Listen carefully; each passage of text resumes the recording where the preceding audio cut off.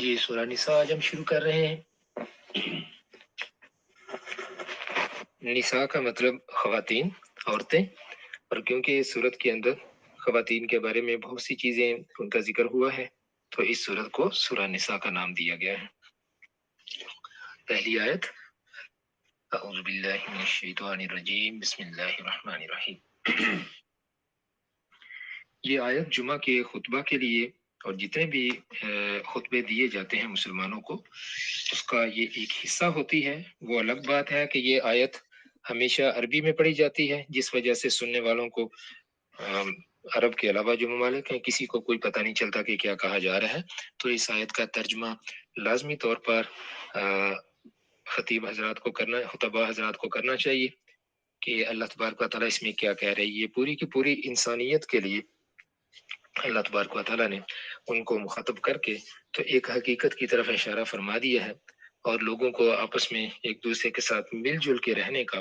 اس آیت کے اندر حکم دیا ہے، اور اس کے بہت سی جو وجوہات ہیں وہ بھی بیان فرما دی ہیں کہ کیوں لوگوں کو ایک دوسرے کے ساتھ مل کر رہنا چاہیے۔ تو آیت پہلے پڑھتے ہیں، پھر اس کی تفسیر کی طرف چلتے ہیں انشاءاللہ۔ بسم اللہ الرحمن الرحیم۔ یا ایھا الناس اتقوا ربکم الذی خلقکم، اے لوگو، مسلمانوں کو نہیں صرف کہا گیا، الناس، لوگ، اے لوگو، اللہ اپنے رب سے ڈرو جس نے تمہیں پیدا کیا، من نفس واحدۃ، ایک جان سے، وخلق منہا زوجہا، اور پھر اسی جان سے یا اس کی قسم سے پیدا کیا، زوجہا، اس کے جوڑے کو، اس کا جو اپوزٹ ہے اس کو پیدا کیا، وبث منہما رجالا کثیرا ونساء، اور پھر ان دونوں میں سے ایک نسل کو چلا دیا، رجالن کثیرا، بہت سے جس میں مرد ہیں، ونساء، اور خواتین ہیں۔ اے لوگو، اپنے اس رب سے ڈرو جس نے تمہیں ایک جان سے پیدا کیا، اور پھر اسی کی قسم میں ایک اس کے جوڑے کو پیدا کیا، اور پھر ان دونوں میں سے بہت سے مردوں کو اور عورتوں کو دنیا کے اندر پھیلا دیا، یعنی نسل انسانی آگے بڑھ گئی۔ واتقوا اللہ الذی تساءلون بہ والارحام، اور اللہ تعالیٰ سے ڈرو، کون ہے وہ اللہ کہ جس کا نام لے کر تم ایک دوسرے سے سوال کرتے ہو، جس کے واسطے دیتے ہو ایک دوسرے کو، والارحام، اور خیال کرو رشتہ داریوں کا۔ ارحام رحم سے ہے، اور رحم ماں کے پیٹ کا وہ حصہ کہ جس کے اندر بچے کی پرورش ہوتی ہے۔ تو ایک گھر کے اندر جتنے بچے ہیں جو ایک ہی ماں باپ کی اولاد، ایک ہی ماں کی اولاد ہیں، تو وہ سب کیونکہ ایک ہی رحم سے پیدا ہوئے ہوتے ہیں تو ان کا آپس میں بہت گہرا تعلق ہے، اور یہ تعلق انسان ساری دنیا کے، چاہے وہ مسلمان ہوں چاہے وہ غیر مسلم ہوں، سب کے نزدیک بہت محترم ہے۔ تو اس تعلق کا اللہ تعالیٰ نے اس کا ذکر کر دیا کہ جس تعلق کا واسطہ دے کے تم ایک دوسرے کے ساتھ سوال کرتے ہو، ایک دوسرے کے ساتھ اپنے معاملات کرتے ہو، تو اس کا بھی خیال کرو۔ ان اللہ کان علیکم رقیبا، بے شک اللہ تعالیٰ تمہاری ہر چیز کو دیکھ رہا ہے۔ رقیب کہتے ہیں نظر رکھنے والے کو، اردو کے اندر بھی یہ لفظ استعمال ہوتا ہے نا، رقیب، تو جو نظر رکھتا ہے کسی کے معاملے کے اوپر، نظر رکھنے والا۔ تو اللہ تعالیٰ فرماتا ہے کہ میں تمہارے علیکم، تم سب کے اوپر رقیبا، نظر رکھ رہا ہوں۔ اچھا، اب اس میں جو جب ترجمہ کیا جاتا ہے کہ خلق من نفس، خلقکم من نفس واحدۃ وخلق منها زوجہا، تو اس کے لیے کچھ روایات جو ہیں وہ بیان کی جاتی ہیں، وہ بائیں پسلی والی اور اس طرح سے۔ تو اس میں بہت سے لوگ جو ہیں وہ اس کو تسلیم کرتے ہیں، لیکن بہت سے علماء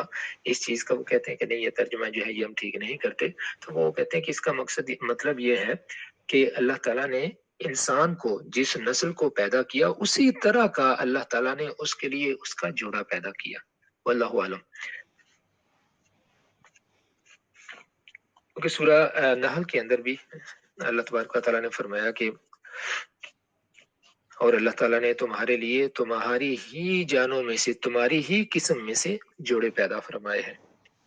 تو ارحام جو ہے وہ اس میں لفظ استعمال ہوا، تو رشتہ داریاں ہیں، رشتہ داریوں کو انسان اہمیت دیتے ہیں، انہیں رشتہ داریوں کے واسطے دیتے ہیں۔ تو ساری نسل انسانی کو اللہ تبارک و تعالیٰ نے معاشرے کی تنظیم سے متعلق جو بنیادی چیزیں ہیں ان کا اس میں ذکر فرما دیا۔ اور یہ ایک جامع تمہید ہے ان تمام احکامات اور ہدایات کے لیے جو کہ انسانی معاشرہ کی تنظیم کے لیے اللہ تبارک و تعالیٰ نے اتارے ہیں، کہ سارے کے سارے انسان آپس میں تعلق دار ہیں، سب کے آباء و اجداد، سب کے ماں باپ ایک ہی ہیں، تو انہی سے یہ سارے پیدا ہوئے، تو تمام انسانوں کا آپس میں تعلق ہے۔ تو اس لیے اللہ نے فرما دیا کہ اے لوگو ڈرو، اتقو، ڈرو اپنے رب سے۔ اب تقوی کیا ہے؟ کہ اپنے معاملات کو اختیار کرتے ہوئے، ان کو انجام دیتے ہوئے جو اللہ تبارک و تعالیٰ نے احکامات دیے ہیں ان احکامات کے اوپر عمل کرو، ان میں کوئی تساہل نہ برتو، ایسا نہ ہو کہ ایک دوسرے کے حق کھا جاؤ، ایسا نہ کرنا، اور ایسا بھی نہ ہو کہ اللہ تعالیٰ کا جو تمہارے اوپر حق ہے اس حق سے تم منہ موڑ جاؤ۔ تو اتقو بہت جامع لفظ ہے، تو اس کا ذکر اللہ تبارک و تعالیٰ نے تقوی کا یہاں پر فرما دیا۔ پہلی بات جو یہاں پر ان ہدایات کے بارے میں، احکامات اور ہدایات جو انسانی معاشرے کی تنظیم کے لیے اللہ تبارک و تعالیٰ نے اتارے ہیں اور جن کا آگے بہت لمبا ذکر آ رہا ہے، تو اس میں کچھ بنیادی حقائق جو ہیں ان کی حیثیت اللہ تبارک و تعالیٰ نے یہاں پر واضح کر دی ہے۔ پہلی یہ ہے کہ اس آیت میں جس تقوی کی ہدایت کی گئی ہے اس کا خاص موقع اور محل ہے۔ یہ کون سا تقوی ہے، یہ کون سی چیزوں کے بارے میں خصوصی طور پر یہاں پر ذکر فرمایا گیا؟ تو اس تقوی سے مراد یہ ہے کہ یہ خلق اپنے آپ سے وجود میں نہیں آ گئی، جو اللہ تعالیٰ نے سارا کچھ پیدا کیا یہ خود بخود نہیں ہوئی، بلکہ اللہ تبارک و تعالیٰ نے فرمایا خلقکم، کوئی ذات ہے جس نے تمہیں پیدا کیا ہے۔ تو اللہ تعالیٰ پیدا کرنے والا ہے، یہ ساری مخلوق اللہ کی پیدا کی ہوئی ہے، یہ سارے کا سارا خود سے نہیں بن گیا اور خود نہیں چل رہا، اللہ نے پیدا کیا ہے اور سب کو اسی نے پیدا کیا ہے، اور پھر یہ نہیں کہ پیدا کر کے اس نے چھوڑ دیا ہے، بلکہ وہ ان سب کا رب بھی ہے۔ رب سے مراد، یہ پہلے بھی ہم پڑھ چکے ہیں کہ رب سے مراد وہ جو کہ ان کی تمام ضروریات کا خیال رکھتا ہے، جس چیز کی انہیں ضرورت ہے ان کو وہ ساری کی ساری وہ مہیا کرتا ہے، وہ ان کا پرووائڈر ہے، ان کا سسٹینر ہے۔ تو اس لیے کسی کے لیے بھی یہ جائز نہیں ہے کہ وہ اس کے ایک بے مالک اور بے راعی کا ایک آوارہ گلا سمجھ کر اس میں داندلی مچائے اس دنیا کے اندر، اور اس کو اپنے ظلم اور تعدی کا نشانہ بنائے، بلکہ کیا ہے، ہر ایک کا فرض ہے کہ وہ اس کے معاملات میں انصاف اور رحم کی روش اختیار کرے، ورنہ یاد رکھے کہ اللہ تو بہت زور والا ہے اور بڑا منتقم ہے وہ، اور قہار ہے۔ اللہ نے جب بھی اپنی یہ ان صفتوں کا ذکر فرمایا ہے وہاں پر فرمایا کہ جہاں پر کچھ معاملات ایسے ہوں کہ لوگوں کا ان معاملات کے اندر تعدی کرنے کا یا اس میں حد سے بڑھنے کا اندیشہ موجود ہو، تو اللہ تعالیٰ اپنی ان صفتوں کا وہاں ذکر فرماتے ہیں کہ یاد رکھو اللہ بہت قہار ہے، وہ بہت زبردست ہے۔ تو اس لیے کسی بھی ایسے کام سے کہ جس میں کوئی ظلم درمیان میں آتا ہو، جس کی وجہ سے تم ظلم کر سکتے ہو، اس چیز سے باز رہنا، داندلی مت کرنا، ورنہ اس کا قہر اور غضب وہ تمہارے اوپر برسے گا، کیونکہ اللہ تعالیٰ ہر چیز کو دیکھ رہا ہے۔ اچھا، دوسری چیز جو یہاں سے ہمیں پتہ چل گئی وہ یہ کہ تمام نسل انسانی ایکچولی وہ ایک ہی گھر ہے، ایک ہی گھر کے سارے افراد ہیں، سیدنا آدم علیہ السلام کے بچے ہیں، سب کو اللہ تبارک و تعالیٰ نے سیدنا آدم علیہ السلام اور ان کی بیوی سیدہ حوا علیہ السلام سے پیدا فرمایا ہے۔ تو نسل آدم ہونے کی وجہ سے تمام کے تمام لوگ برابر ہیں، چاہے وہ عرب سے تعلق رکھتے ہوں، چاہے وہ کسی اور ملک سے تعلق رکھتے ہوں، ان کا رنگ سفید ہو یا ان کا کالا ہو، ان کے نقش و نگار کسی بھی طرح کے ہوں، سب کے سب انسان ہیں اور سب کے سب آدم علیہ السلام کی اولاد ہیں۔ اللہ اور رحم کا جو دو رشتوں کا ذکر یہاں پر فرمایا ہے نا، کہ اللہ وہ کہ جس نے پیدا کیا ہے اس کے ساتھ سب کا ایک تعلق ہے،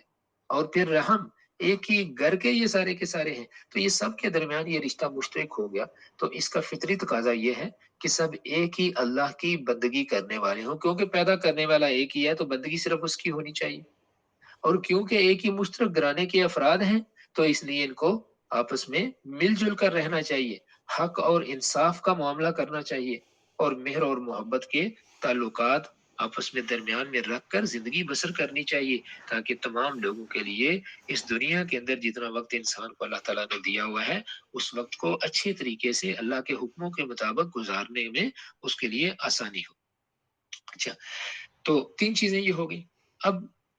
چوتھی چیز یہ ہے کہ اللہ اور رحم کا واسطہ ہمیشہ سے ہی باہمی تعاون اور ہمدردی کا محرک رہا ہے تمام لوگوں کے درمیان،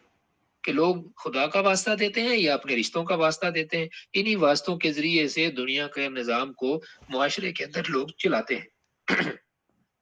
تو جس کو بھی کسی مشکل یا خطرے کا سابقہ پیش آتا ہے، وہ کیا کرتا ہے؟ وہ دوسروں سے اللہ کا واسطہ دے کر یا رحم کا واسطہ دے کر، اپنی رشتہ داری کا واسطہ دے کر اپیل کرتا ہے۔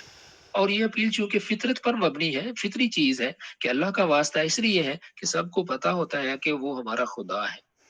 اور رشتہ داریوں کا واسطہ اس وقت ہم دیتے ہیں کہ جب ہمیں کسی کے ساتھ ہمارا تعلق ہوتا ہے، کوئی ہمارا سگا بہن بھائی ہو یا ہمارا کوئی چچیرا ہو، پھوپھیرا ہو، یا ہمارا اس کے ساتھ کوئی برادری کا تعلق ہو۔ برادری میں بھی بیسیکلی کیا ہوتا ہے؟ برادری میں بھی لوگ یہ سمجھتے ہیں کہ بھائی ہم ایک ہی خاندان کے لوگ ہیں، جو بھی برادریاں ہمارے ہاں بنی ہوئی ہیں ہم نے ان کو غلط مقصد کے لیے استعمال کرنا شروع کر دیا۔ ورنہ یہ بڑی خوبصورت چیزیں ہیں کہ اس میں انسان کو یہ چیز یاد رہتی ہے کہ ان کے ساتھ میرا تعلق ہے،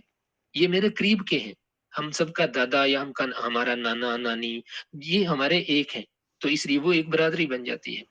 یا ایک ذات جس کو ہم کہتے ہیں وہ ہوتی ہے۔ لیکن اس کو انسان پھر اپنے کیونکہ اس کو غلو کی عادت ہے تو ان چیزوں کو غلو کے لیے استعمال کرتا ہے، اپنے ناجائز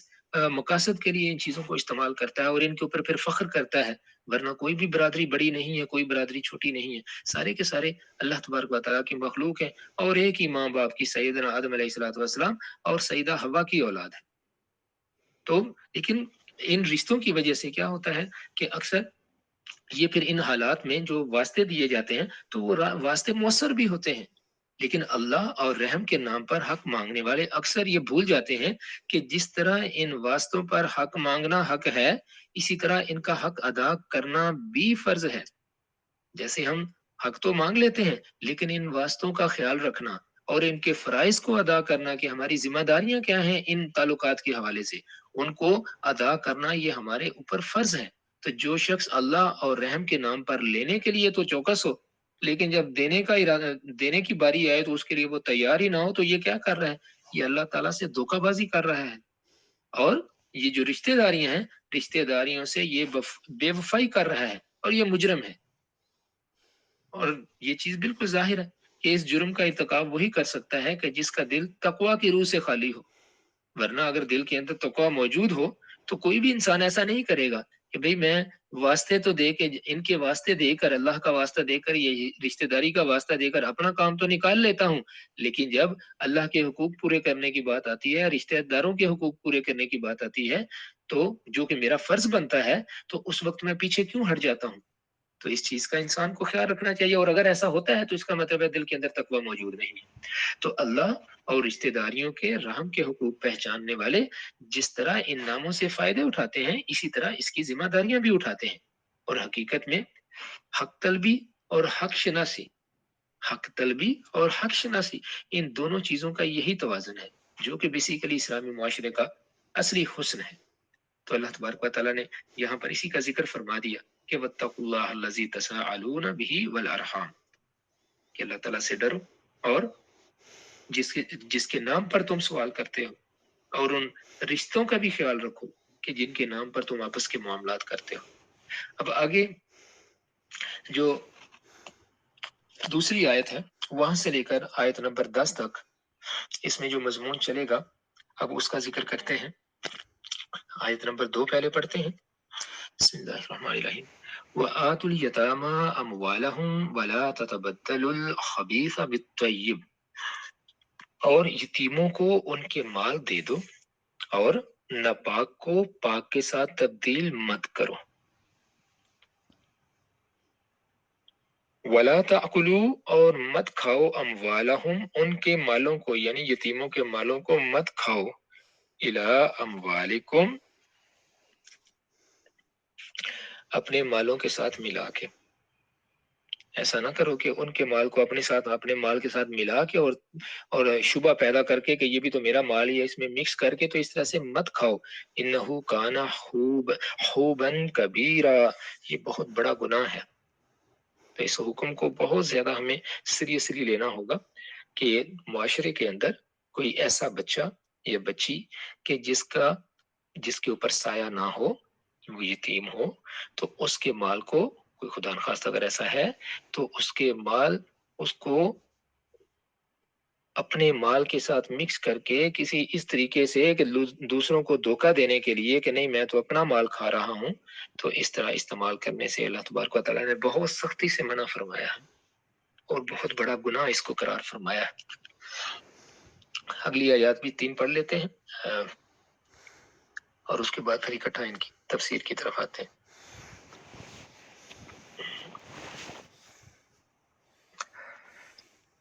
چلیے پہلے ان کا یہ جو ٹوٹل مضمون ہے اس کی پہلے بات کرتے ہیں جی۔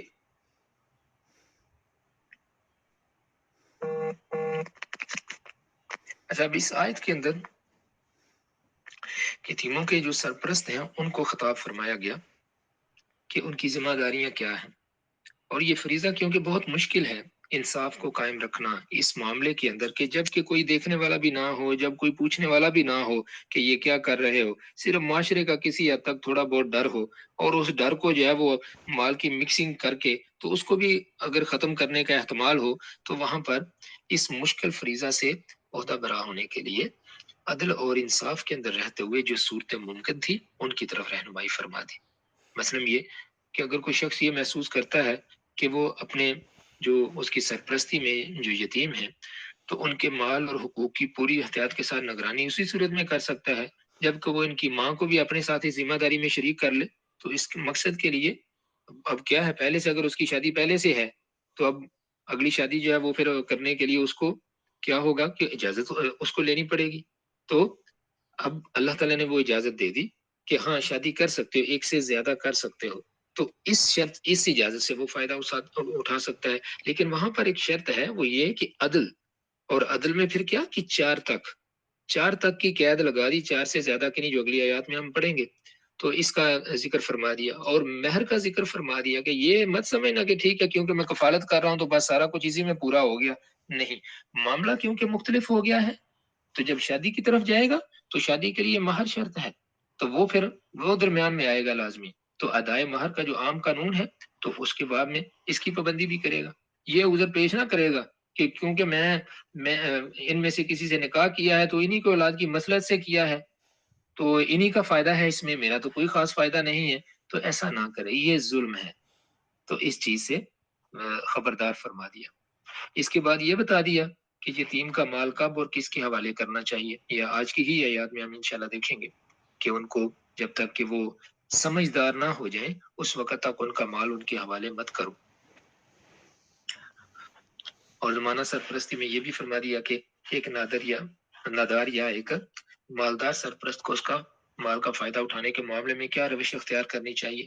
کہ اگر وہ اس کے مال سے فائدہ اٹھانا چاہتا ہے، اس سے کوئی کاروبار کرنا چاہتا ہے تو اس معاملے کیونکہ یہ ممکن ہے نا، تو اس صورت میں اللہ تبارک و تعالیٰ نے اس کی بھی ہدایت فرما دی، اور پھر یہ بھی ہدایت فرما دی کہ شریعت میں وارثوں کے حقوق جب معین ہو جاتے ہیں تو اس کے بعد بھی اگر کسی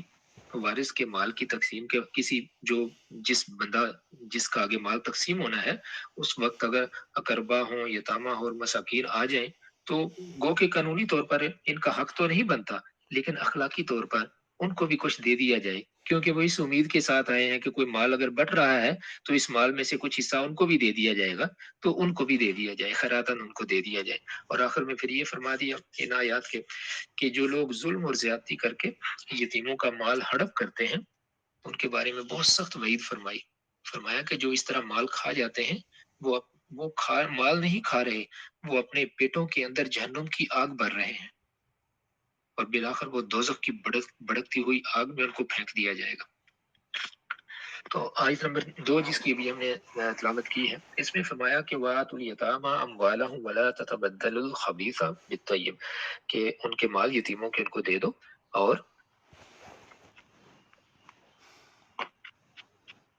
اور تم ناپاک کے ساتھ پاک چیز کو مت بدلو، ایسا ظلم مت کرو، اور ان کے مالوں کو اپنے مالوں کے ساتھ ملا کے مت کھاؤ، یہ بہت بڑا گناہ ہے۔ تو اب یہ جو خطاب ہے یہ ہے ان لوگوں سے جو کہ یتیموں کے سرپرست ہیں، جن کے اوپر ان کی ذمہ داری ڈالی گئی ہے۔ تو جو اس سے پہلے والی آیت ہے اس میں دیکھیں ذکر فرما دیا تھا رشتہ داریوں کا، अब जिसको भी सरपरस्त बनाया जाता है वो लाजमी तौर पर उसकी कोई ना कोई रिश्तेदारी उसके ऊपर होती है। तो वहां पर एक हुक्म दे दिया अजमालन, और यहाँ पर आगे एक उसी के अंडर ये हुक्म आ गया कि उनके मालों का ख्याल रखो, उनके मालों को खाओ नहीं। तो ये जो खबीस और तैयब है, इससे मुराद दोनों तरीके से अरबी में लिया जाता है कि जो अखलाकी और शरई नुक्ता नजर से खबीस या तैयब होती है, या फिर वो अपने मादी एतबार से कोई चीज जो है वो पाक या नापाक है। ये दोनों तरह से इसका इस्तेमाल लिया जाता है। अच्छा, अब देखते हैं कि यहाँ पर इस आयत के अंदर यतीमों के माल की हिफाजत के लिए जो जरूरी हदायत दी गई हैं वो क्या है। तो अब जो लोग इनके वारिस बनाए जाते हैं, उनमें से बाज ऐसे हैं जिनके सीनों के अंदर अल्लाह का खौफ नहीं होता, अल्लाह के खौफ से खाली होते हैं, माल के लिए उनकी हवस बहुत ज्यादा होती है। तो अव्वल तो जब वो उनको ये वारिस बनाया जाता है तो वो सारे का सारा हक वैसे ही वो डकार जाते हैं, वो सारे का सारा अपने कब्जे में कर लेते हैं। और अगर कब्जे में ना भी करें तो खुर्द बुर्द करने की नीयत से इंतजामी सहूलत के नहायत आसान मौके पैदा कर लेते हैं कि नहीं, क्योंकि मैं इनकी मदद कर रहा हूँ तो इसलिए मेरा ये हक बनता है या मेरे लिए ये जायज है। ये अक्सर हम देखते हैं हमारे माशरे के अंदर ये होता है। तो इस इन चीजों का जिक्र वो ये हदायत फरमाई है कि यतीमों का माल यतीमों को दो, खुद हजम करने की कोशिश मत करो। इस मकसद के लिए जो हथकंडे इस्तेमाल होते हैं उससे वाज़ेह लफ्ज़ों में भी रोक दिया कि ना अपना नाकस माल उनके अच्छे माल से बदलने की तदबीरें करो, और ना उनका माल अपने माल के साथ मिलाकर उसको खुर्द-बुर्द करने की कोशिश करो। ये 2 सूरतें होती हैं ना अक्सर, जो बंदा करप्ट होगा, करप्ट बंदा 2 तरीकों से किसी के माल को अपना बनाने की कोशिश करता है। एक तो वो ये करता है कि किसी की अच्छी चीज़ उसके बदले में उसको एक बुरी चीज़, कमतर दर्जे की चीज़ वो दे के तो कहते हैं हाँ, चलो ये भी ऐसी है ना, किसी कमज़ोर के साथ इस तरह का मामला कर लिया। या फिर क्या करता है कि वो दोनों चीज़ों को मिक्स कर लेता है कि चलो दोनों को, तो फिर कहता है कि देखो क्योंकि दोनों मिक्स हो चुकी हैं, तो इसलिए अब ये तुम्हारे इस्तेमाल में भी रहेंगी, मेरे इस्तेमाल में भी रहेंगी। तो वो ज़्यादा उसका मतमा नज़र जो है वो यही होता है कि बस इसको अब मैं ही इस्तेमाल करूँगा ज़्यादा। तो इस तरीके से ये करप्शन जो है ये इस मामले के अंदर होती है। तो अब अगर कोई सरपरस्त इंतज़ामी सहूलत के नुक्ता नज़र से यतीम का माल अपने माल के साथ मिलाना चाहे, तो इसकी इजाज़त है। अगर अच्छी नीयत से वो कर रहा है, अपनी आसानी के लिए कर रहा है कि 2 चीज़ों को अलहदा-अलहदा से उससे मैनेज नहीं हो रहा, वो मिला लेता है, लेकिन वो फिर अब बहुत ज़्यादा हिसाब-किताब उसका रखे कि कहीं ऐसा ना हो कि इस सूरत में यतीम के साथ किसी किस्म की कोई ज़्यादती हो जाए। और यहाँ लफ्ज़ जो हुबन कबीरा का इस्तेमाल फरमा के अल्लाह तबारक व तआला ने इस चीज़ की एक बहुत बड़ा गुनाह होने की तरफ इशारा फरमा दिया कि जो लोग इस तरीके से माल खाएँगे, वो बहुत बड़ा गुनाह कर रहे हैं। नाजायज़ तरीके से अगर कोई भी खाएगा। अगली आयत में फरमाया व इन खिफ्तुम अल्ला तुक़सितू फिल यतामा फन्किहू मा ताब लकुम मिनन निसाइ मथना व सुलासा व रुबाआ। और अगर तुम्हें ये डर हो कि तुम यतीमों के मामले में इंसाफ नहीं कर सकोगे, तो जो तुम्हें पसंद हो खवातीन में से, जो तुम्हें पसंद हो, तुम 2-2 से या 3-3 से या 4-4 से निकाह कर सकते हो। फ़इन खिफ्तुम अल्ला तअदिलू, लेकिन अगर तुम्हें फिर ये डर हो, अब पहला मामला डर का क्या है? वो ये कि तुम अगर इस मामले में इंसाफ ना कर सको कि इनका माल जो है इनको किस तरीके से मैं मैनेज करूँगा, तो फिर ऐसा है कि उन खवातीन से जो कि वो बच्चों की जो माएँ हैं, उनसे वो तुम उनके साथ निकाह कर लो। और अगर तुम्हें ये डर हो कि तुम, और 4 तक की एक यहाँ पर हद कर दी कि ये नहीं कि बहुत ज़्यादा तादाद अज़वाज हो जाए, जैसा कि पहले कौमों के अंदर रिवाज था कि वो जितनी जी चाहता था वो शादियाँ कर लेते थे। यहाँ तक कि हिंदुस्तान के अंदर भी, जो कि अब कहते हैं कि दूसरी शादी के लिए वो तैयार नहीं होते लोग यहाँ पर। तो यहाँ पर भी हम देखते हैं पुराने राजाओं के अंदर कई-कई ख़वातीन के साथ शादियाँ करने के किस्से या तारीख के अंदर मिलते हैं। तो फ़इन खिफ्तुम, अब दूसरा ये ज़िक्र फरमा दिया कि अगर तुम्हें ये डर हो अल्ला तादिलू कि तुम अदल नहीं कर सकोगे, अगर तुम ख़वातीन में अदल नहीं कर सकोगे, इसका डर हो, फ़वाहिदतन, तो एक ही, औ मा मलकत अयमानुकुम, या जो वो तुम्हारे मिल्क में है, जो तुम्हारे दाएं हाथ में है, جو تمہارے پاس جو جس کے تم مالک ہو، یعنی ڈونڈیوں کا ذکر ہو رہا ہے. اس کے اوپر ہم بات آج نہیں کریں گے، انشاءاللہ کل کے اس میں کریں گے. مجھے تھوڑا سا اس پہ اسٹڈی کرنے کی ضرورت ہے، کیونکہ یہ معاملہ جو ہے اس کو آج کل سوالات بھی اس پہ بہت سے اٹھائے جا رہے ہیں. پہلے بھی لوگ اٹھاتے تھے، اب بھی اٹھاتے ہیں. تو اس کو انشاءاللہ کوشش کریں گے کہ کل کے سیشن میں اس کو ایک ضمنی ٹاپک کے طور پر انشاءاللہ تفسیر کے آخر میں ہم اس کو ڈسکس کریں گے. ذالک ادنی اللہ تعولو، یہ قریب تر ہے اس چیز کے کہ تم کہیں تعولو ایک طرف جھک نہ پڑو. اور جب ایک طرف انسان جھکتا ہے تو اس کا مطلب ہے نا انصافی کر دی نا. تو یہ اس لیے ہے کہ تاکہ تم کہیں نا انصافی نہ کر بیٹھو. تو اب یہاں پر یتامہ کا لفظ استعمال ہوا ہے کہ وَإِنْ خِفْتُمْ أَلَّا تُقْسِطُوا فِي الْيَتَامَى، اگر تمہیں اس چیز کا خوف ہو کہ تم اللہ تقسطوا کہ نہیں تم کر سکو گے انصاف فی الیتامى یتیموں کے معاملات میں. تو یتامہ کا لفظ ان نابالغوں کے لیے استعمال ہوتا ہے جن کا باپ فوت ہو چکا ہو. عام اس سے کہ وہ نابالغ لڑکے ہیں چاہے وہ لڑکیاں ہیں، یہ جمع کا صیغہ یہ دونوں کے لیے ہے. صرف نابالغ لڑکیوں کے لیے اس کا استعمال عربی زبان کے اندر نہ معلوم ہے، نہ قرآن پاک کے اندر اور نہ ہی حدیث کے اندر. یہ مولانا میاں حسن اسرائیلی صاحب نے اس کا ذکر کر دیا اپنی تفسیر کے اندر. تو اس کے بعد وہ ذکر کرتے ہیں کہ قرآن میں یہ لفظ کم از کم 15 جگہ اسی جمع کی صورت میں استعمال ہوا ہے، لیکن کسی جگہ بھی صرف یتیم بچیوں کے مفہوم میں استعمال نہیں ہوا ہے. اچھا آگے اسی آیت کے اندر فرمایا فَانْكِحُوا مَا طَابَ لَكُم مِّنَ النِّسَاءِ، تو نکاح کرو جو پسند ہو تمہیں عورتوں میں سے.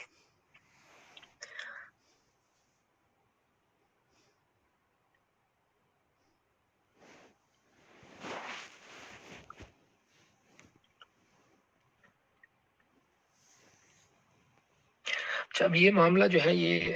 انہی کی تفسیر سے ہی میں اس کا ذکر کر دیتا ہوں، کیونکہ یہ کچھ اس میں فقہ کے معاملات آ جائیں گے. مجھے اس کا کوئی بہت زیادہ اچھے طریقے سے فی الحال میں نہیں کر سکتا یہ، کیونکہ مختلف علماء نے اس کے بارے میں مختلف تعویلیں دی ہیں. تو جو مولانا امین حسن اسرائیلی صاحب نے اس کا بیان فرمایا ہے میں وہ آپ لوگوں کے سامنے رکھتا ہوں کہ ما طاب لکم کے معنی بعض اہل تعویل نے ما حل لکم یعنی جو عورتیں تمہارے لیے جائز ہوں، یعنی جن کے ساتھ نکاح کرنا جائز ہو، یہ لیے ہیں. یہ مفہوم لفظ کے استعمالات کے مطابق ہے، اگرچہ ازروع لغت اور ازروع استعمال اس کے معنی یہ بھی ہو سکتے ہیں کہ جو راضی ہوں ان سے نکاح کرو، جو کہ راضی ہوں تمہارے ساتھ نکاح کرنے کے لیے. آگے والی آیت میں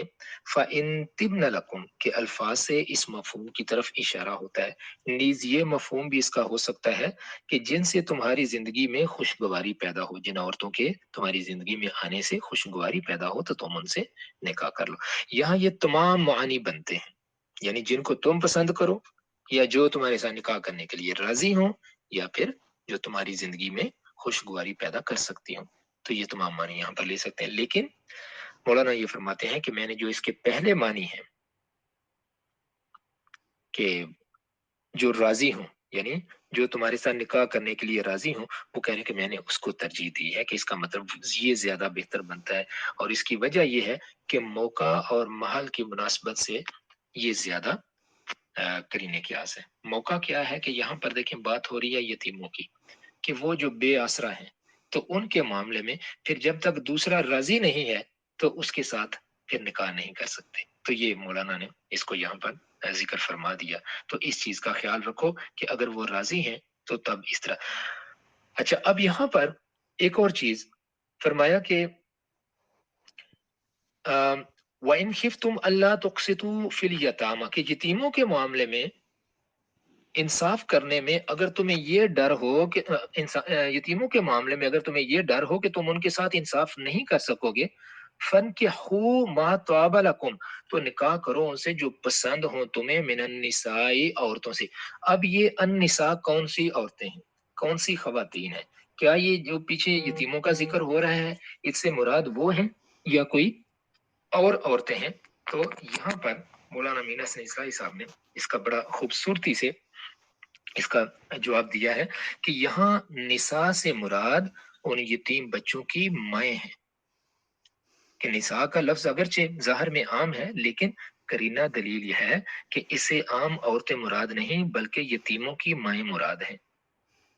عام بول کر خاص مراد لینا بشرطے کہ کرینہ موجود ہو عربی زبان میں بہت معروف ہے۔ قرآن میں اس کی مثالیں بکثرت ہیں۔ یہ کرینہ چونکہ مضمون کے تدریجی ارتقاء سے خود بخود واضح ہو جائے گا، اس وجہ سے وہ کہہ رہے ہیں اس چیز کو یہاں پر اس صورت کی جو تفسیر ہے اس کے اندر انہوں نے اس کو بیان نہیں کیا، لیکن اس میں یہ ذکر کر دیا کہ اس سے مراد مطلب جب ہم پورے کنٹیکسٹ میں دیکھتے ہیں نا سورت آیت کو پڑھتے ہیں، دونوں آیتوں کو ملا کے دوسری کو اور تیسری کو، تو پھر ہمیں یہ چیز سمجھ آتی ہے کہ ہاں یہاں پر مراد ان سے جو ہے وہ ان بچوں کی مائیں ہیں کہ ان کے ساتھ شادی کر کے تو پھر ان بچوں کے حقوق اور ان کا جو مال ہے اس کو استعمال میں لانا اچھے طریقے سے، تو وہ زیادہ انسان کے لیے مینیجیبل ہو جائے گا۔ تو اگر تم یہ کر سکتے ہو تو پھر یہ کر لو۔ اچھا، اب یہاں پر دوسرا یہ کہ آگے ذکر فرمایا اسی آیت کے اندر کہ جو تمہیں پسند ہو اور تم اس سے نکاح کر لو، مثنا دو دو، وثلاثہ اور تین تین، ورباع اور چار چار، کہ مطلب تم میں سے جو چاہیں دو کے ساتھ کریں، جو چاہیں تین کے ساتھ کریں، جو چاہیں چار کے، چار تک کا جو ہے وہ میکسیمم فرما دیا۔ تو آگے تو اس چیز کے بارے میں یہ ایک مصلحت کے لیے جو ازواج کی تعداد ہے اس کی کتنی ہونی چاہیے اس کی بھی یہ اجازت دے دی۔ آیت کا مطلب یہ ہوا کہ اگر تم مخاطب یتیموں کے اولیاء اور سرپرست، یہاں پر جو کہ مطلب جو لوگ ان کے سرپرست ہیں ان کو خطاب کر کے فرمایا کہ اگر تم احتیاط کی وجہ سے یہ اندیشہ رکھتے ہو کہ تمہارے لیے یتیموں کے مال اور ان کے واجبی حقوق کی کما حقہ نگہداشت ایک مشکل کام ہے، تو تم تنہا اپنی ذمہ داری پر اس سے اچھے طریقے سے عہدہ برا نہیں ہو سکتے، تو اس کے لیے یتیموں کے ساتھ جو قلبی لگاؤ اس کو ہو سکتا ہے، تو اس کے لیے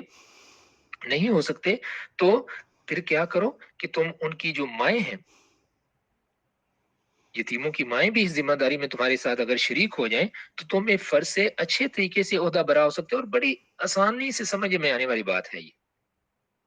اس لیے کہ یتیموں کے ساتھ جو قلبی لگاؤ اس کو ہو سکتا ہے، یعنی ان بچوں کی ماؤں کو جو ہو سکتا ہے وہ کسی دوسرے کو نہیں ہو سکتا، اور ان کے حقوق کی نگہداشت جس بیداری کے ساتھ وہ کر سکتی ہیں وہ کوئی اور نہیں کر سکتا۔ تو ان میں سے جو تمہارے لیے جائز ہوں، یعنی شریعت میں ان کا رشتہ اس طرح کا ہو کہ شریعت اس کی تمہارے ساتھ ان کا رشتہ ایسا ہو کہ شریعت ان کے ساتھ نکاح کی اجازت دیتی ہو، تو کیا ہے وہ تمہارے لیے جائز ہو تو تم ان سے نکاح کر لو، بشرطے کہ عورتوں کی تعداد کسی صورت میں چار سے زیادہ نہ ہونے پائے۔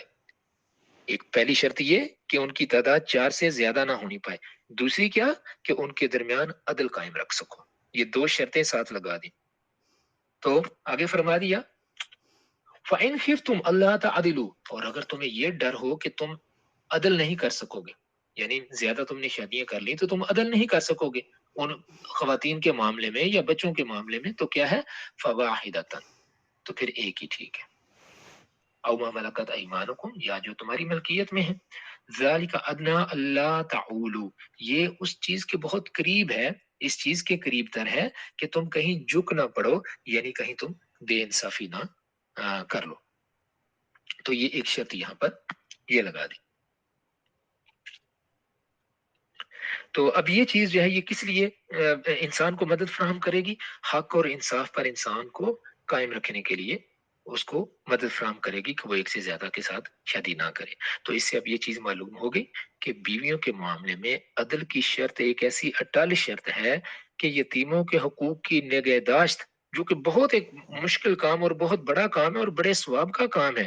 اس جیسی اہم دینی مصلحت کے پہلو سے بھی اس میں کسی لچک کی شریعت نے گنجائش نہیں دی۔ آج بات تو بہت کی جاتی ہے نا کہ سنت ہے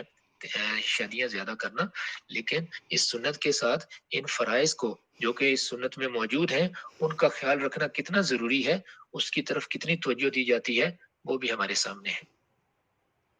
تو اس لیے اللہ تعالیٰ سے ڈرنا چاہیے ہم سب کو۔ اگر ہم اس قابل نہیں ہیں، اگر مرد حضرات جو زیادہ شادیاں کر کے اگر وہ ان کے درمیان بیویوں کے درمیان چاہے وہ کسی بھی مسلط کے تحت ہو، اگر وہ ان کے درمیان عدل نہیں کر سکتے تو اللہ کا حکم ہے کہ پھر تم ایک ہی کے اوپر اکتفا کرو۔ اور ہمیں پتہ ہے کہ ایک کے معاملے میں بھی ہمارے ہاں پاکستان میں جس طرح کے معاملات ہوتے ہیں، لوگوں نے مذاق کا مطلب مذاق کی صورت میں پھر اپنی اس ٹینشن کو باہر نکالتے ہیں، تو جس طرح کے معاملات ہیں بہت مشکل کام ہے۔ अल्लाह तबारक व तआला हम सब के लिए आसानी फरमाए। अच्छा, अब यहाँ पर ये मौलाना ने कुछ 1-2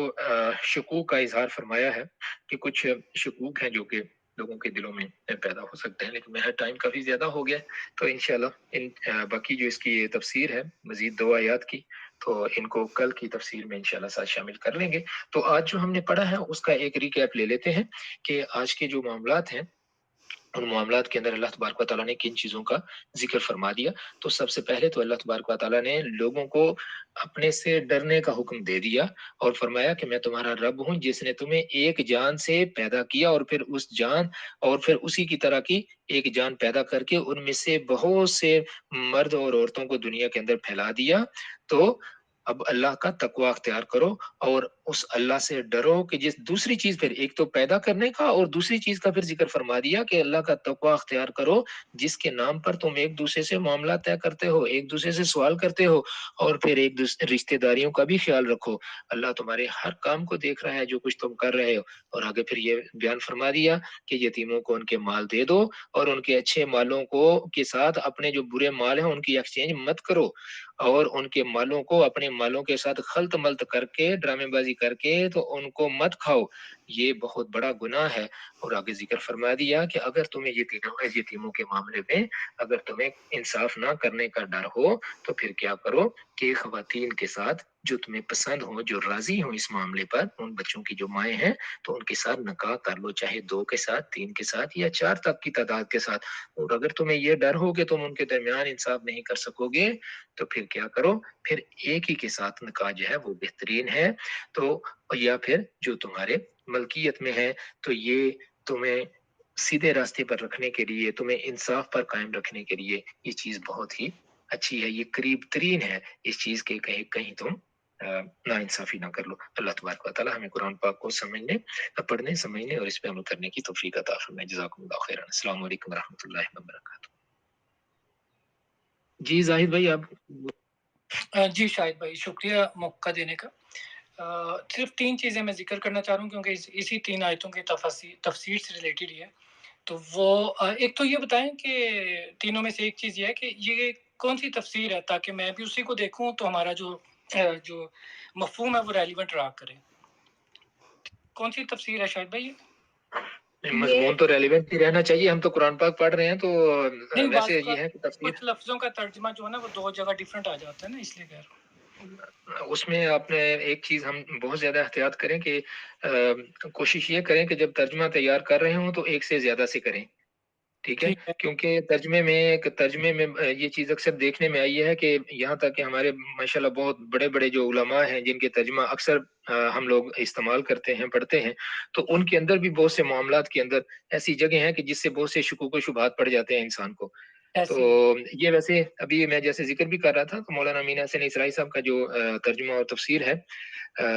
ये तदब्बुर कुरान,